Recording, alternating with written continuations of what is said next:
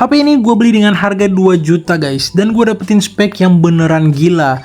Dia tuh pakai chipset Dimensity 8050, kameranya 108 megapiksel, layarnya AMOLED 120 Hz, udah fast charging 45 watt dan masih banyak lagi. Jadi langsung aja, ini adalah Tecno Camon 20 Premier 5G. Handphone ini udah dirilis dari tahun 2023, tapi kemarin gue dapetin di harga 2 juta karena ada promo di Erafone guys. Jadi gue merasa beruntung banget pas beli handphone ini di harga segitu.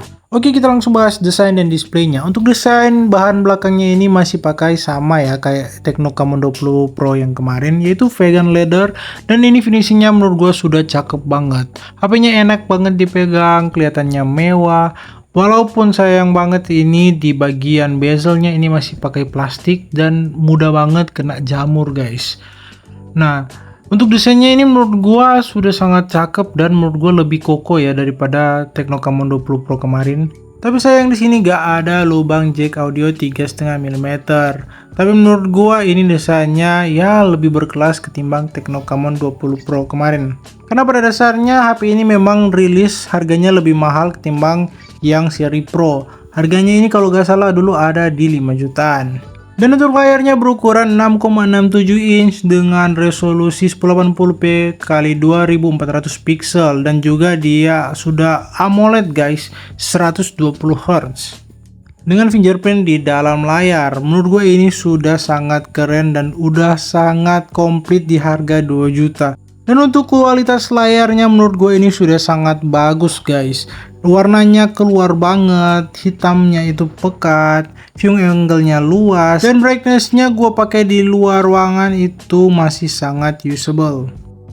Beralih ke sektor audio, handphone ini juga punya speaker stereo, dan menurut gue kualitas suaranya itu sudah sangat bagus guys. Kalian bisa dengerin ini.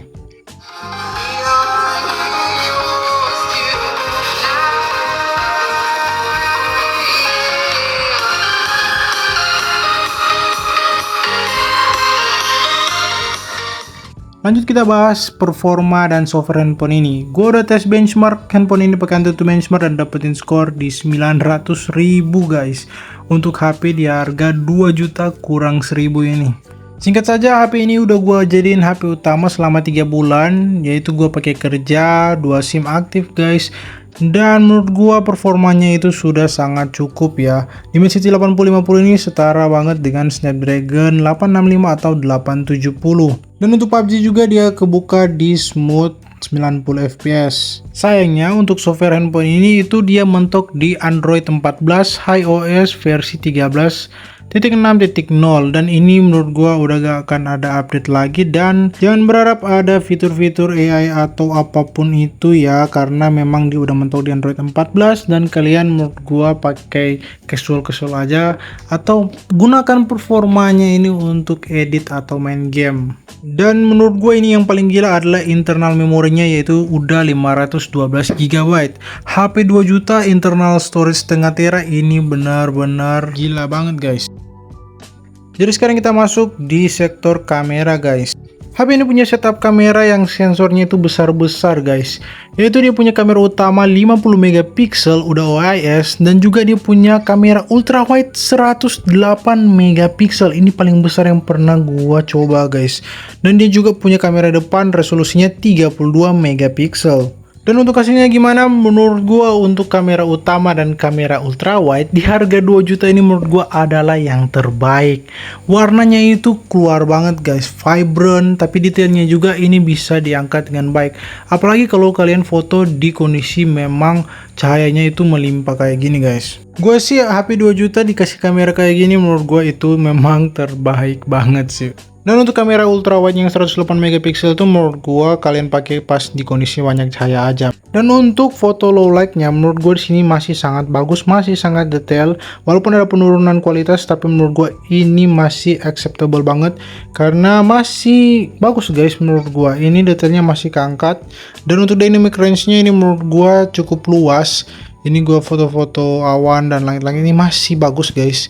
Dan untuk detailnya kayaknya menurut gua ini udah cukup banget ya di harga 2 juta. Dikasih kamera kayak gini gua gak bakal nolak karena kualitasnya menurut gua ini nyenengin banget di harga 2 juta. Karena jujur gua gak ada komplain untuk kameranya. Di harga segini gua bersyukur banget. Ultrawide-nya udah cakep, lensa utamanya juga cakep. Bahkan untuk kamera selfie-nya yang 30 megapiksel tuh hasilnya menurut gua bagus guys. Apalagi di kondisi yang banyak cahaya, hasilnya bagus guys. Muka gua di sini kelihatan jelas, warnanya ini menurut gua sangat-sangat bagus guys. Tapi sayang yang berbanding terbalik dengan kualitas videonya. Kualitas perekaman videonya di sini menurut gua gak bagus guys. Menurut gua ya standar aja sih, masih goyang-goyang banget menurut gua. Cuma detailnya bagus, tapi hasilnya menurut gua enggak banget. Walaupun bisa 4K 30 fps, tapi mau di resolusi apapun gua rasa hasilnya ya standar aja. Memang atau mungkin gua yang berekspektasi lebih ya guys dari handphone ini. 1080p 30 fps di sini sama, ternyata dia gak bisa pindah-pindah kamera, pindah-pindah lensa. Tapi di sini stabilisasinya sedikit lebih baik karena EIS-nya itu jalan. Nah, ini di Ultra Steady dia juga mentok di 1080p 30 fps. Di sini stabilisasinya lumayan bagus. Jadi di Ultra Steady ini lumayan lah. Ultrawide-nya juga gempa guys.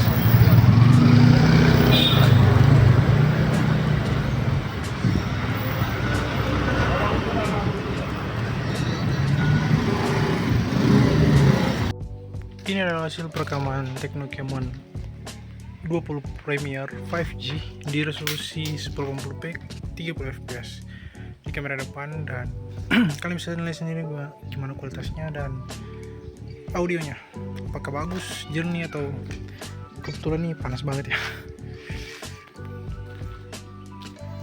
Dan untuk baterainya dia punya kapasitas baterai 5000 mAh dan gua pakai sebagai daily driver handphone ini ya, standar banget.